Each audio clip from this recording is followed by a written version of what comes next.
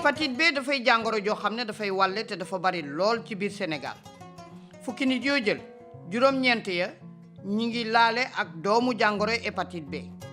ci biir fukki nit yooyu am na ca ñaar ñoo xam ne doomu jàngoro jaa ngi seen biir yaram di dox te yàgg ci lool mën naa indi nag li ñuy wax cirrhose cancer du foie bu yàggee dafay rey ci loolu seetlu nañu ne fukki tuut tànk yu soog a juddu yu ne ñett ña danañu amee doomu jàngoro ji ndax seen yaay leen koy wàll ba ñu juddu looloo waral ministère bi ñu dénk wér-gu-yaramu askan wi ak wàllu ndimbalante dugal ci biir programme mu PEV ñàkku hépatite B ñàkk woowu bu ñu juddoo bala ñoo am benn fan ñu daal di leen koy ñàkk ci saasi ndax day tax seen yaay du leen wàll doomu jàngoro ji ngalawaay nanu gàllankoor cancer du foie nanu farlu te ñàkk sunuy tut tànk ngir fekk leen ci jàngoroy hépatite B